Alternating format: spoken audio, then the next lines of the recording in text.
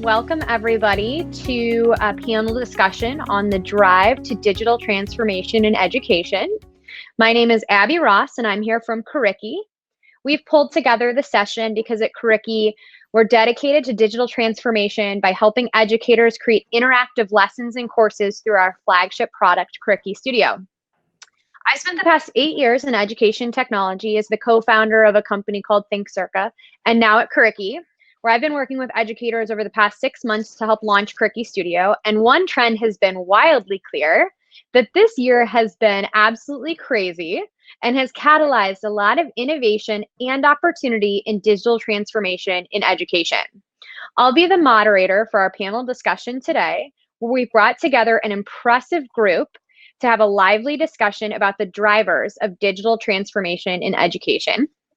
Joining me on our panel, we have Dr. Lee D'Andrea from the South Carolina State Department of Education, Brian Blanton, the CIO of Henry County Schools in Georgia, and Michael Borcherds, the CTO at GeoGebra.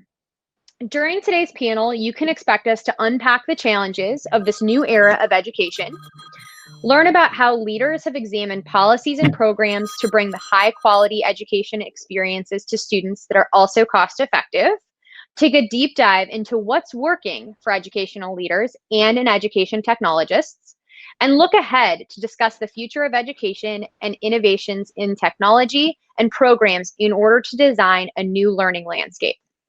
We'll have about a 30-minute discussion, followed by a 15-minute audience Q&A. So please submit any questions as they pop into your mind in the side chat. We'll wrap it off at the top of the hour with some closing statements about our hopes and dreams for the future of education, just to send everybody off with a smile. All right, so let's kick it off with some introductions and some context setting. Thank you to all of the panelists for joining us today. Please introduce yourself, provide a brief description of your organization, and answer this hopefully softball of a question. How is your organization driving digital transformation in education? Lee, can you start us off? Then we'll follow it up with Brian and then Michael. I'll be glad to, Abby, and welcome to all our participants. This is going to be an exciting and learning opportunity for me as well. I'm a retired superintendent in the state of South Carolina and actually worked in 2 different districts in that role. And since that time, I have worked at the state level with both the General Assembly, well, actually in the State Department of Education and the Governor's Office. As we have endeavored before the pandemic to define and implement a digital ecosystem district by district, the pandemic simply expedited and highlighted the need for where we had some gaps and expedited the ability to get some of those needs met. But it is a journey, and I look forward to this conversation.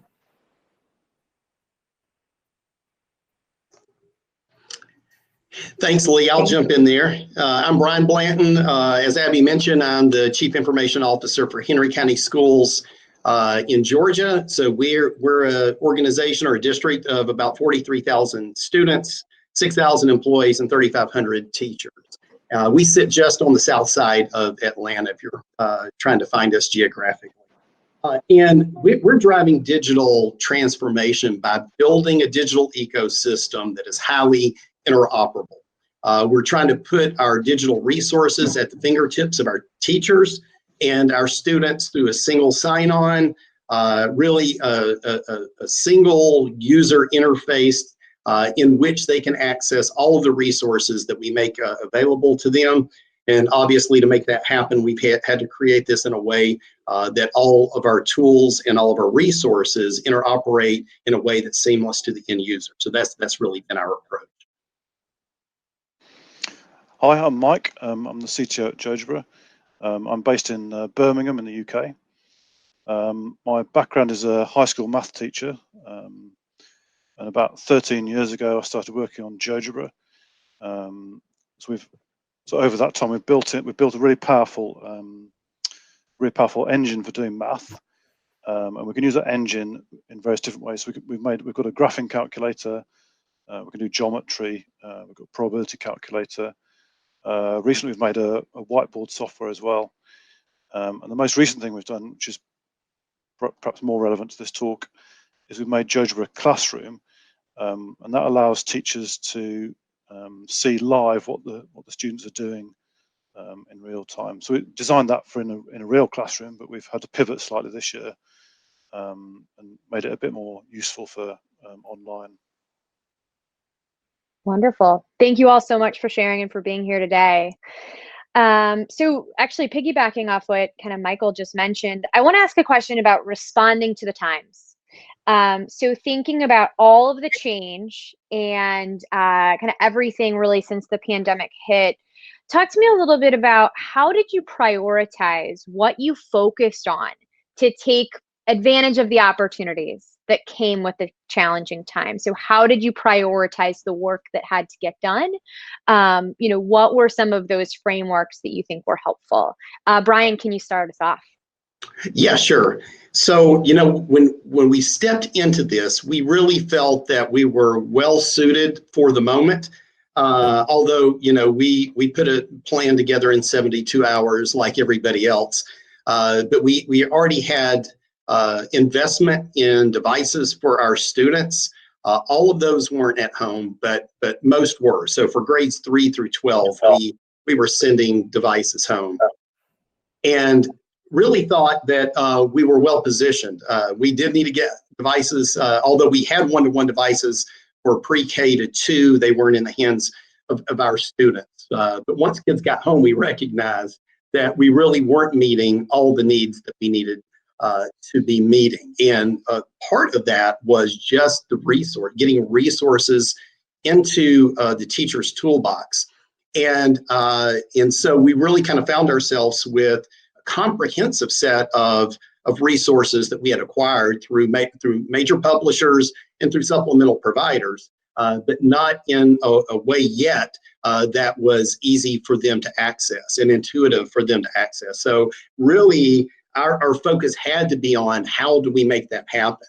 And so we work really kind of elevated and escalated the work of what we call Henry Connects, which is our digital ecosystem, so that we could deliver those. And we're developing our own custom interface through IMS Global Standard so that we can use publisher resources, open resources through a platform like Curriki, and really supplemental resources, all of those things. And so really had to accelerate the work of interoperability into that single platform. And we've delivered on that on November 3rd, which is election day here in our part of the world. Since we're polling locations in our schools, we use that for professional development and got this really in front of all 3,500 teachers on that day, and the response has been overwhelming, really. Has been so well received. I mean, it was a problem that needed to be solved.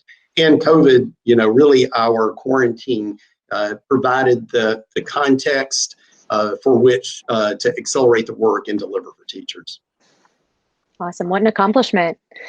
Lee, anything to respond to Brian or to add about how you prioritize what to focus on?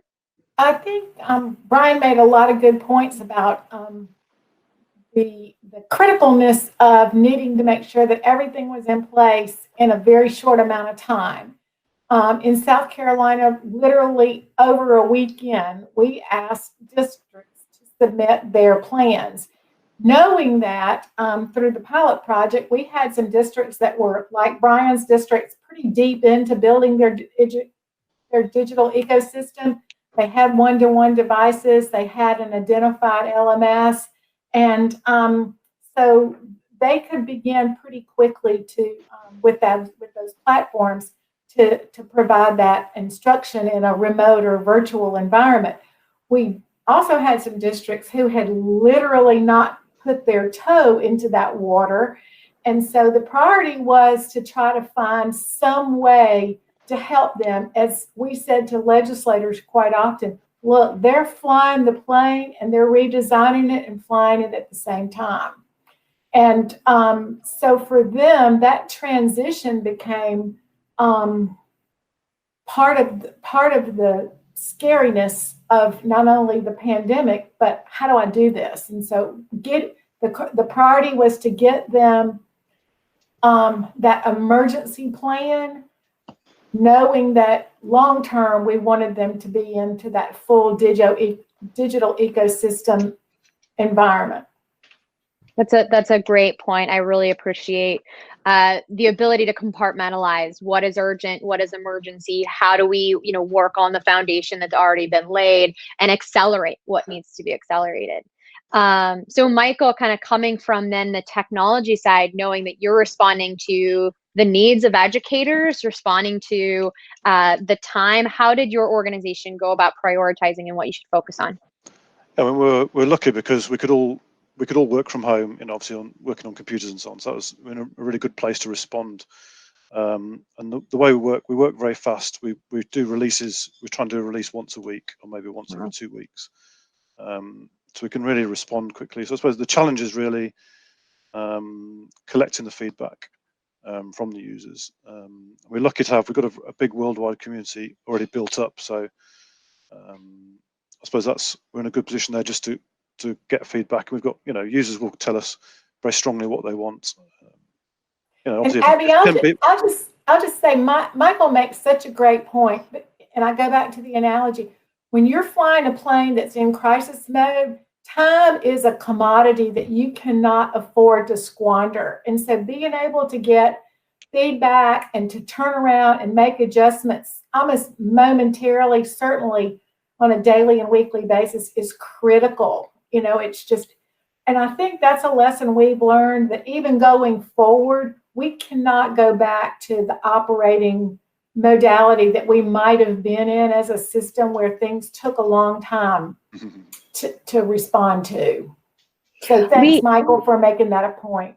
Yeah, I love that. To kind of stick on this point, what are some mechanisms that you all have found effective in getting meaningful feedback from folks in your building around what to do, why to do it, et cetera? Any kind of lessons learned? The best way to get feedback is to have a bug. You get told about it. Have something go wrong and you'll get feedback. Yeah. So for instance, we added a feature where for pause, so the teacher could pause, and we put that in by default. So we started the class paused. And we got some feedback that actually it was a bad idea, that confused teachers. So we took it out again very quickly. So. Good advice.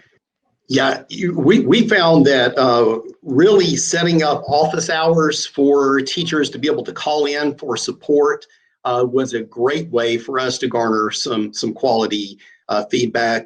So we had phone lines open both on the instructional side and on the technical side, although our technical folks were really instructional technologists, so that they could kind of bridge the gap also. But we teamed up with our partners in what we call learning and performance, but our academic division, and created these office hours where we could support teachers, and through that we're really able to get good feedback on what was working and what wasn't working. Brilliant. Love that.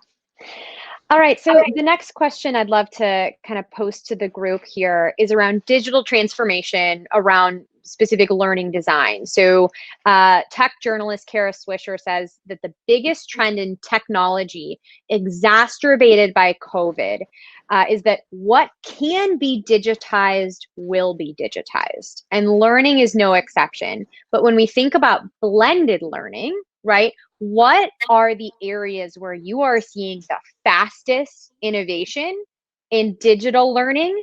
And then what are some of the challenges that are keeping the speed of digital transformation from happening? And anybody can pop on in.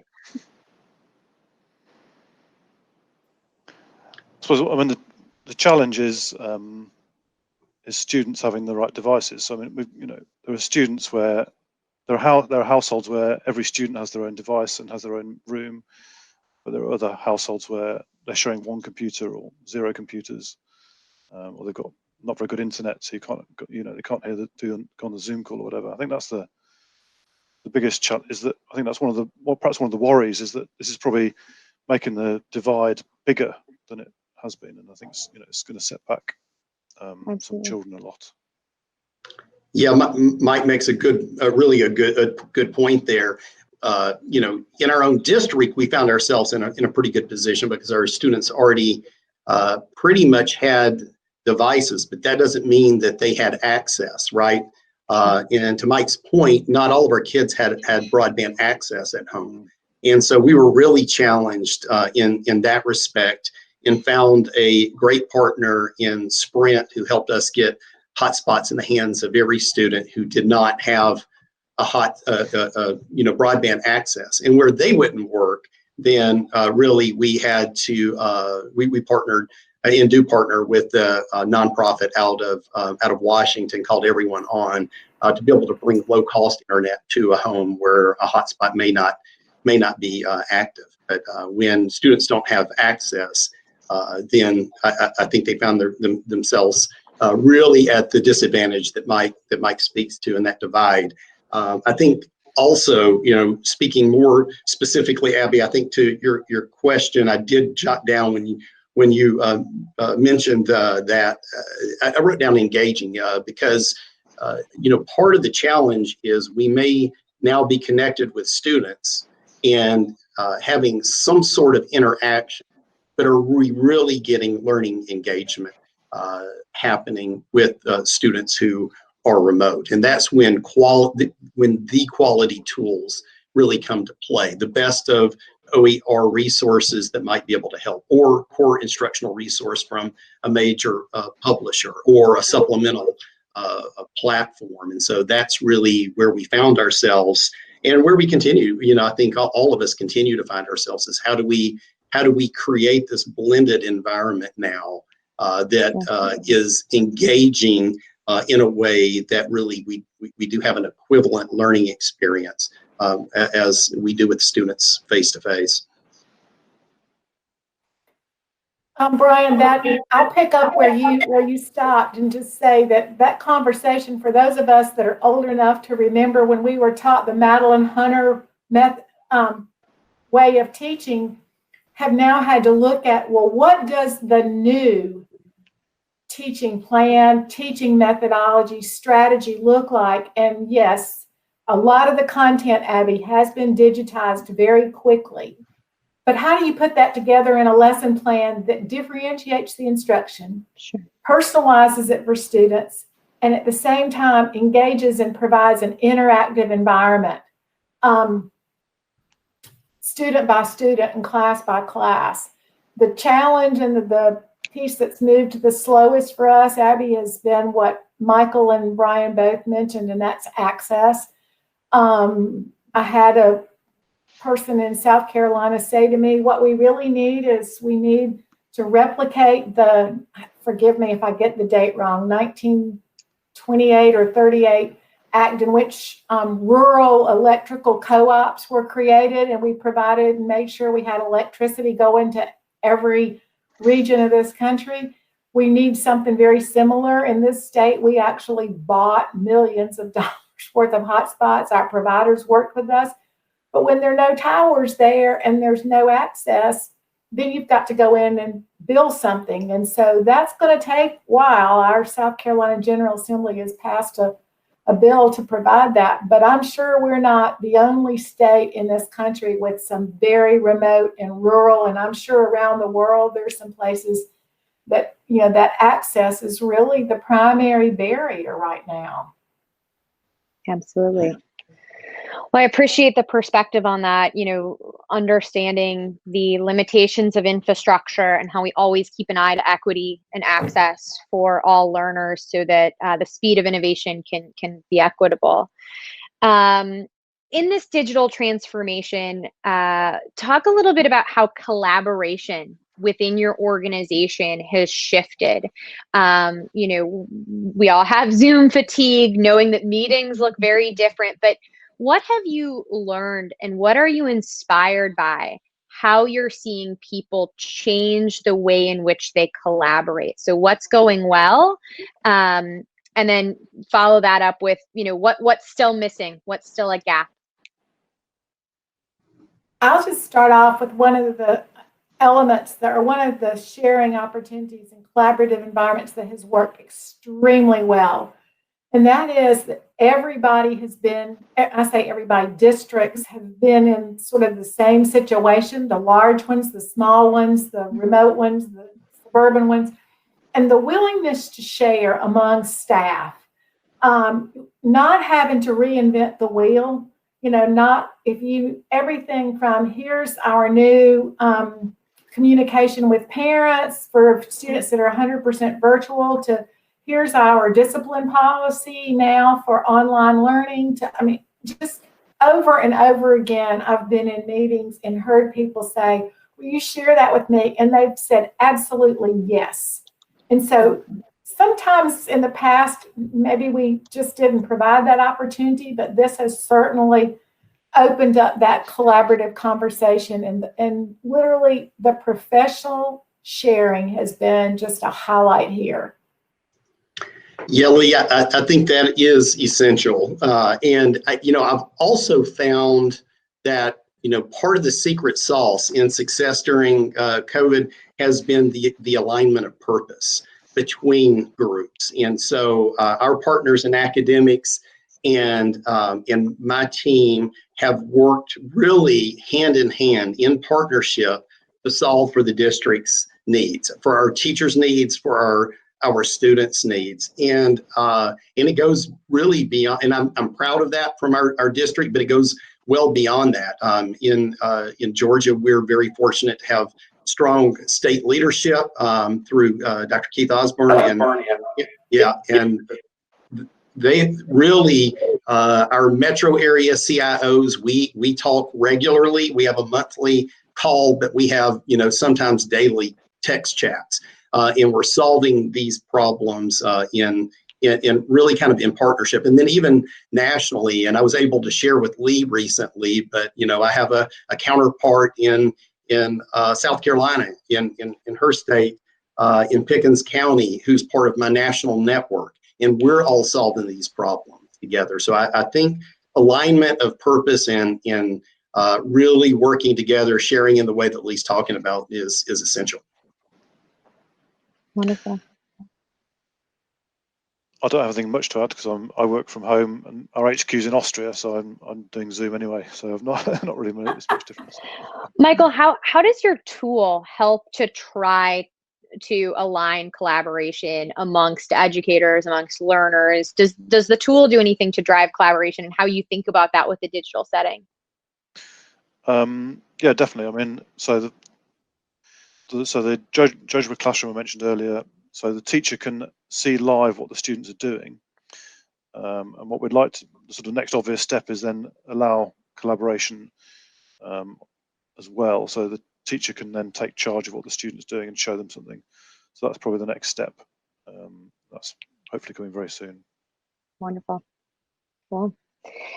So at Curriki, one of the kind of key parts of our mission is free and open source. So Curriki was one of the original open educational resources, kind of a bank of resources. We've now launched Curriki Studio, which is an authoring tool for free and open resources for educators. One of the things that we've kind of been kicking around, and I love kind of hearing this feedback from educators, is when you think about different tools or technologies within your district, how do you decide what to adopt? What are the main drivers when you think about kind of a swath of different tools, and piggybacking kind of off of what you just said around collaboration and co-building of materials and resources? How does that play into your technology adoption strategy? So what do you look for in terms of adopting tools that will help drive digital transformation? Well, in order for free to work, first of all, it needs to be free. And so my network operations director likes to say, when somebody shows up with a free resource, you mean free like a puppy? And so, because then you get the shots, and you have the grooming, and you have the carpet cleaner have to come out, and all of those things that go with the puppy. And so what we really think is the answer to your question, Abby, is interoperability. So we have different vendors who have collections of vetted open resources, but will they work in our system? And so if Abby were to talk to her CTO, Leo, he could tell her that we are significantly interested in using tools that are highly interoperable. And the genius of a tool like Curriki Studio, it is built to interoperate through open standards. And so in the educational technology community has really kind of come together around a set of standards or a couple of sets of standards. And when systems, even the free open educational resource systems, when they're encapsulated in a system, or they're brought in a system to add value, then they need to be able then to be incorporated in a school district's or a school's ecosystem in a way that it interoperates with everything else. And so for us, that would be the primary answer to the question. The great news is that EdTech vendors, open OERs, really this community is coming together to make that happen in ways even 5 years ago we were struggling. We're able to do that in powerful ways now, and that's exciting. Lee, anything to add regarding how you decide what technology you recommend? In addition to, and Brian, I hear the interoperability language and the IMS and the global standards and so forth and so on, but I think from the instructional side of the house, it's important to ask yourself, does this help the teacher, help the student, and further our academic mission or our academic purpose? Brian, I think you used that word earlier. At the same time that it expands what we're currently doing, because one of the things we've learned during the pandemic is that it's really important to provide a toolbox that is a usable toolbox to teachers. That's pretty easy, user-friendly, like your tool. But it also provides and expands what we're doing while we're focusing on the quality of the instruction. Appreciate that. So interoperability and how that fits in with, curriculum and instruction goals. Michael, how did you all decide to be, open, free, and how do you expect folks in education to adopt your product and technology? Yeah, it's kind of free because the interesting question is not why we're free. The interesting question is why we're still here. It's free because we're just nice people. Yeah. So the interesting question is, given that we're nice people, we made it free. How are we still here after 13 plus years? And again, that's kind of by accident. We've managed to find a business model that works. I thought, Brian's point was very interesting about, is it free like a puppy? Because actually, people like paying for something because if they're paying for it, they have some confidence that it's going to be here in 5 years.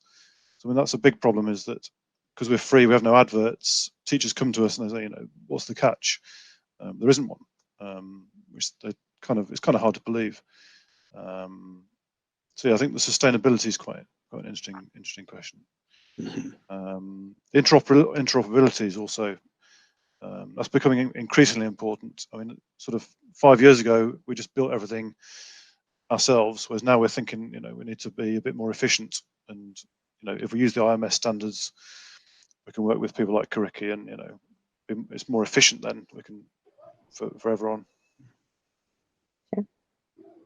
So one kind of trend that I'm hearing and agree with wholeheartedly is that free doesn't always mean truly free, right? There are switching costs, opportunity costs, human capital costs of, deciding to do an initiative, even if the software might not cost any money. What advice do you have for educators and educational leaders as they think about investing in technology and digital initiatives to truly understand and evaluate the undertaking of technology and digital transformation? And would love if you could give a specific example of a tool or a technology or digital initiative you've rolled out that might have seemed free, but when you kind of reflect back on it, what did you learn about making sure that it was sustainable, Michael, to your point? I'll start off with, when we talk about building a digital ecosystem, Yeah. whether it's at the district level or the state level, the first piece is you have to have a plan and a blueprint. Because if you just go grabbing off the shelves and then you want to get home and you want to make Thanksgiving dinner, you may not have the right ingredients. So you've got to have that quote plan or that menu. Because there's going to be a lot of things that you see that look like they'd be really nice to have, but the question is, does this fit into my plan? Does this give me one more piece of the puzzle to implement this plan? And then I think then you begin to look at those different tools and say, does this give me the most, quote, bang for the buck? And it may be free or it may be very expensive, but neither one of those are good choices if they don't provide you what the piece that you're looking for. In your system, whether that's a tool like Curriki or a lore or a learning management system or a specific piece of software that tells you or promises to remediate every child so they'll read by third grade. You have to ask yourself and what you don't want to end up with is gaps in your plan and no more resources or funding. You don't want to end up with redundant resources and thinking, oh, we've got 3 products that do the same thing. Yeah, I think it's an excellent point, Lee. We really went through a process of what we called strategic abandonment, where we brought in a couple of really smart guys who are advisors who lived in the publishing and ed tech communities most of their career, and now help districts do an audit down to general ledger entries of what we've purchased and what kind of return on that investment we're getting in terms of the outcomes we expect for students. And through that process, we created a selection, really an instructional resource selection process that we put every adoption through. And that has members of learning and performance, our academic folks. It has technology folks and instructional technology folks, our special educators, really a comprehensive cross-divisional process. And quarterly, we allow any request for a resource to funnel through there. And if it shows up with more urgency, we'll pull folks together as needed. But really to do a careful cross-examination to look at, are we really going to get first of all, does this meet, as Lee's pointing out, really does it meet our objectives and the outcomes that we expect? But then, will it work technically? I mean, all of those kinds of things are some check boxes, obviously, that we have to look at. But then, do we believe we're going to get the return on investment that we need in terms of student outcomes? And really, we're at our core of a business. We're a learning institution, and we're really here for student learning. And is this going to lead to those student learning goals that we've committed ourselves to? I suppose, I think, just to follow up on Brian and Lee's points, I think whatever you choose, if it's it doesn't matter if it's hardware or software, anything's got a running cost. I think that's something people don't realize. Buy a textbook, you've got a running cost. You've got to replace whatever percentage each year. It's not just anything you pay for, anything you choose. You've got to budget for properly, and so free. It definitely isn't free. Which is probably the opposite of what you want me to say, but no, it's great. It's great. It's true, right? So I do want to, ask the participants. We are going to open it up for audience Q&A. We've got some, really smart folks here. So any burning questions, please drop in the Q&A, and we'll be reviewing those, and I will pose them to the audience here. So please feel free to kind of drop those in. I will ask one question while folks are doing that or coming up with a question here. So when we think about, how this pandemic has transformed education, especially kind of from a digital perspective, build a T-chart for me. What's here to stay, and what do you think will kind of fall off in terms of, what's temporary and what's permanent in terms of kind of change that has been exacerbated by the pandemic? I think the need and the realization that digital resources and tools are now an integral part of the educational process. Somewhere they fit in instruction and learning.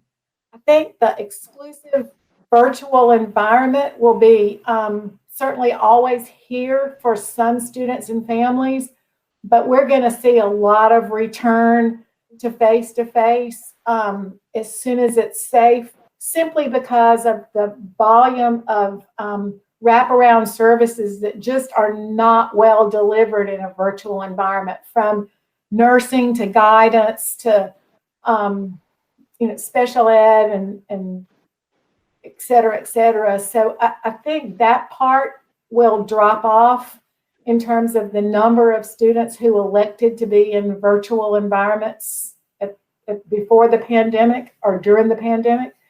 But I don't think we'll ever completely eliminate the tools and the resources that we've all adopted during this process. We'll just find really meaningful ways to use them in face-to-face environments. And that's a good thing. Yeah, Lee, I definitely agree with that. Particularly what you were saying about virtual experiences. I'm not sure you said it just that way, but so-called virtual experiences, I mean, I think we're forever changed. And that's not just in education. I mean, I think the world has seen the value of these digital resources in a way that maybe it wasn't forced to investigate before. I heard an interview with Bill Gates recently where he was saying, business travel won't happen like it happened before the pandemic. It'll still happen, right? But it will be, we will be scrutinized a little more about why we need to get on a plane and spend a few $100s on that ticket and a few $100s more on the lodging. Related to travel that might be able to happen in a meeting through a virtual platform. And I recently heard a colleague, and I say recently, this was probably May or so, but during, before we wrapped up that first school year of quarantine, and but had a colleague saying, why wouldn't we allow parent conferences to be virtual for parents who have a hard time making it in, getting home from work? I mean, why would we not be allowing that moving forward? And that's not a comment I would have expected from the colleague I was hearing that from. And so just recognize that, in some ways, the world's forever changed, and certainly the world of education is. Yeah, Brian, you stole my point. I was going to mention, I've heard a lot of positive things about parents' evenings. No, because comments. I've had comments from teachers that they like it, and comments from parents they like it because you don't have to travel and you've got your time slot. If the teacher can't overrun, so you're not waiting in a queue and then you're missing the next teacher. Yeah. And I also think, Abby, the value of virtual learning experiences. Of course, some of these have have taken a big hit. Seeing articles about how virtual learning is not the quality learning experience that the face-to-face experience is. Having started an enriched blended learning academy a number of years back with my colleague Steve, I can tell you that is a school where those students, those teachers, and those parents are more connected. They believe they are more connected than they were in their face-to-face setting because it was really built all around connectivity. Connectivity with students primarily, but this is a school of 630 students, and the parents are they're raving fans because of the connectivity around this blended learning environment. So supportive, kids on campus, but not every single day. A lot of virtual learning experience in that, but built right. And so definitely hope that the outcome isn't that, virtual learning gets a black eye, because when done well, and when the connectivity is there, this is really a powerful mode of learning for some students. It may not be for all students, but for some students, it's the right solution. And Brian, I just follow up on what you said. I think that may be a forever change in that we may have a lot more blended learning opportunities in the past. I think when I said originally the numbers would go down in terms of 100%, but I think the positive is the blended, and I've already heard some school districts saying, gosh, with all the resources now, we don't have to choose that one field trip a year that we can afford to put students on a bus and take them there, but we can have one where they experience it, but we can have many, many, many more, and some of which we never even considered, because through virtual learning, we can now visit national parks 3,000 miles away, or we can engage in a higher institution of higher ed lecture, or be in in Spain ordering off of a menu with another class. And so I think those kinds of opportunities will never change, and they have definitely helped our educational environment. Those Right. virtual learning experiences. Yeah, and I think there's a demand for these learning opportunities, and that demand will continue even after COVID. I mentioned the Blended Learning Academy, Impact Academy, that my counterpart Steve and I stood up. It took us about a little over a year to stand that up originally. Of course, we were fighting misconceptions, and this was something brand new those many years ago. But fast forward to today, prior to this school year, we had about 6 weeks to stand up the elementary version of that. So Impact had been a middle and high school, and we didn't have an elementary component.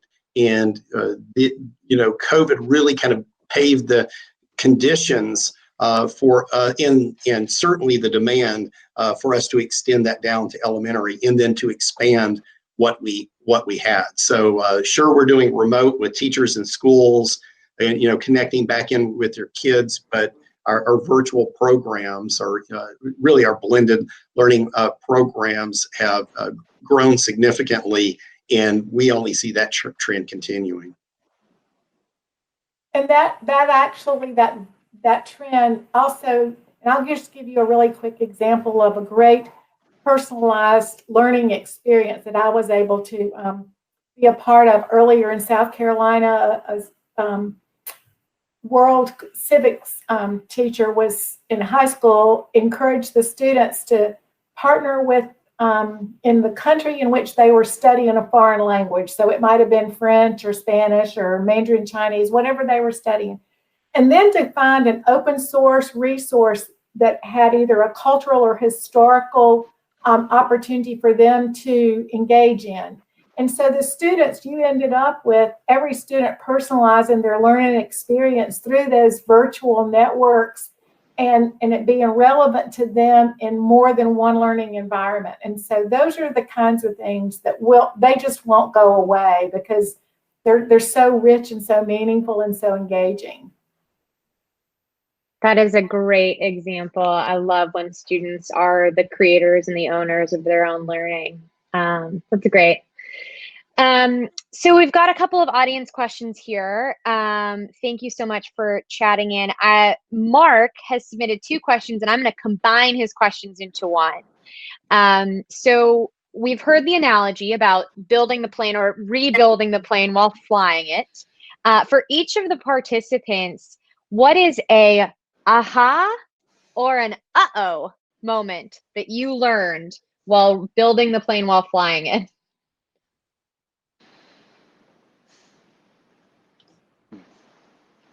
Tough question.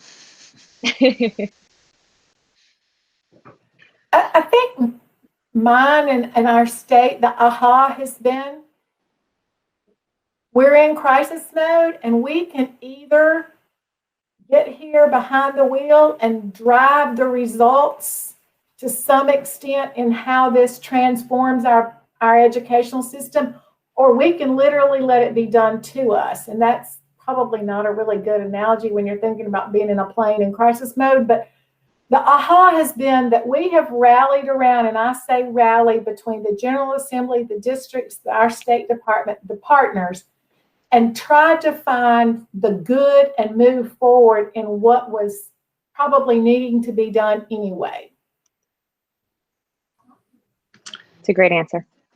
Yeah, I think the aha has been just the willingness of folks to come together, and it kind of speaks to one of your earlier questions, Abby, but to come together and support one another in all of this. There really has been a lot of support from our parent community, our larger community, support from our educators. I think our teachers at the school getting a lot of support.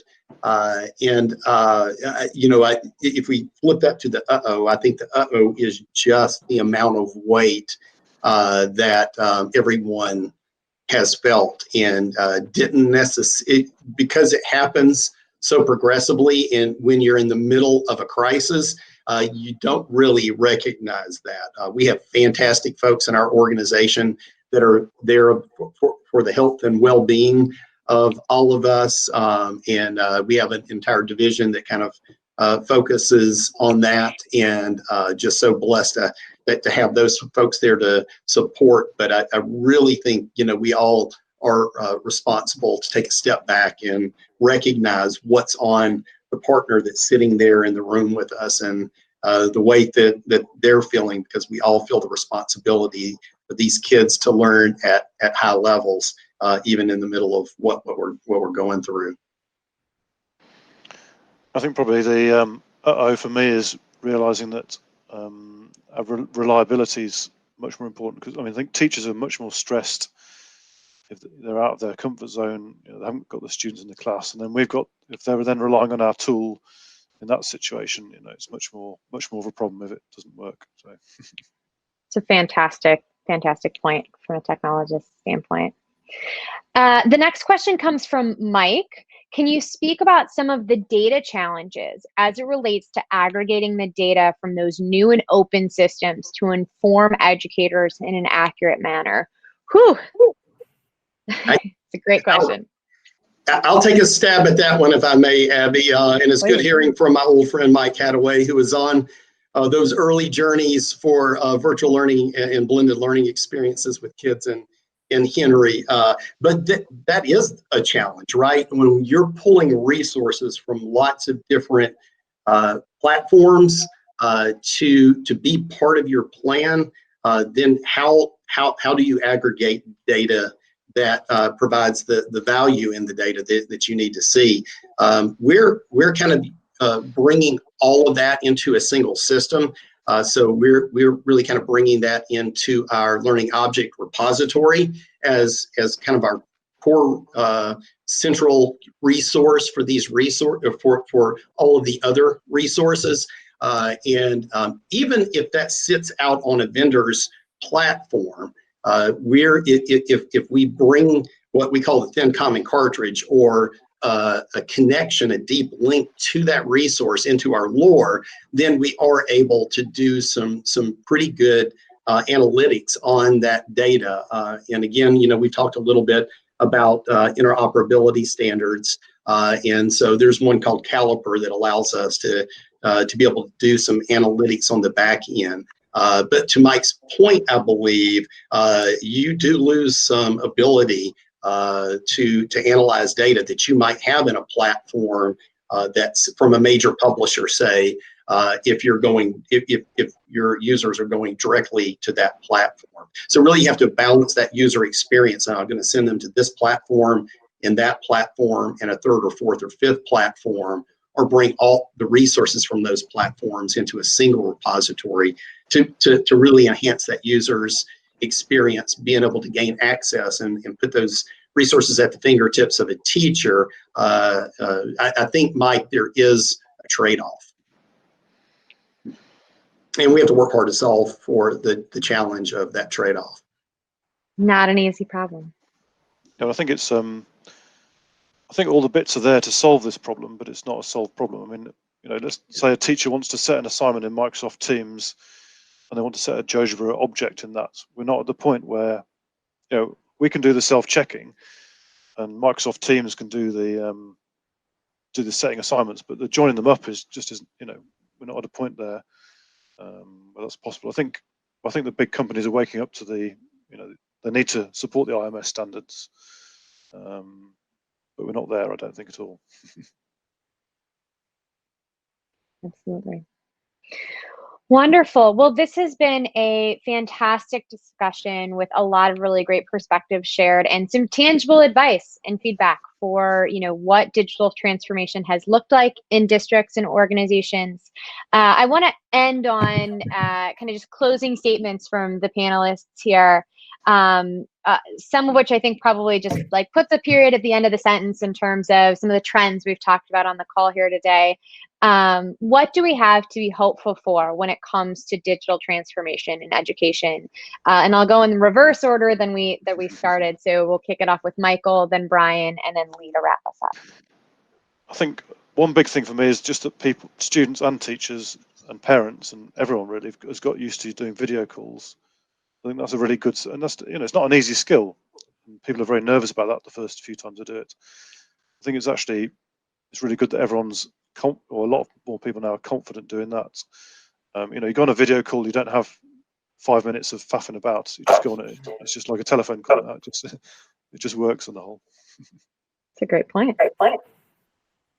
Yeah, and I think that's a good segue into what I'm thinking there, Mike, because our users are getting more comfortable with the tools and more comfortable with technology in general. And the idea of technology, I think what if I'm proud of our students for any single thing, probably most it would be the resilience that they've shown, their ability to stick with us during this.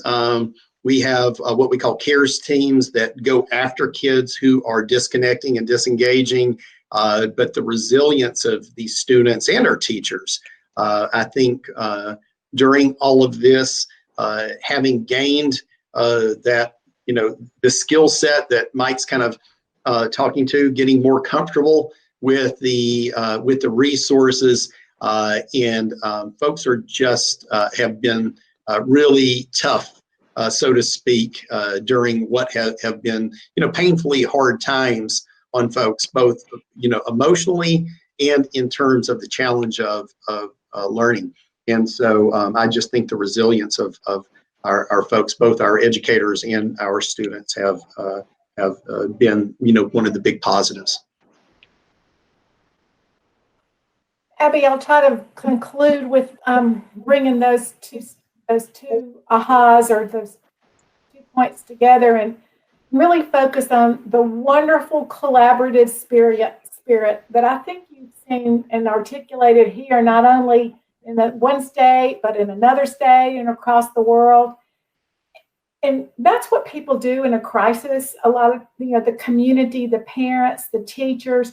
But we have nurses in schools that have they've done teleconferences. We've had doctors' offices come to the table to be able to try to help. We've had mental health and guidance working together. And I think when you see that collaborative engagement that has taken place during this crisis, it's a great moment of not only thank goodness, because we couldn't have done it without all these partners coming together, but it's also a moment to reflect and say, isn't this how we should be doing it going forward?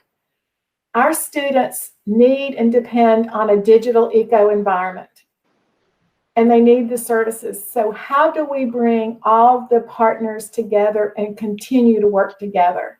And I think there's a lot of hope in using the example that's happened over the last 8 months.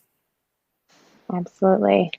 Well, the thing that I'm the most hopeful for is, it comes from listening to folks like yourself and the innovation, the mission-driven innovation that is coming out of, education systems, where you're solving new problems and bringing people along on the journey and sharing, what that innovation looks like to drive towards a common goal, is just so inspiring to watch. And I appreciate all of you participating in this panel and helping our participants be inspired by your innovation and the drive to digital transformation. So thank you all so much. And to our participants, thank you so much for staying. We had fantastic registrations and folks staying on to hear this lively conversation. So appreciate all of you and hope you have a great rest of the EdPalooza.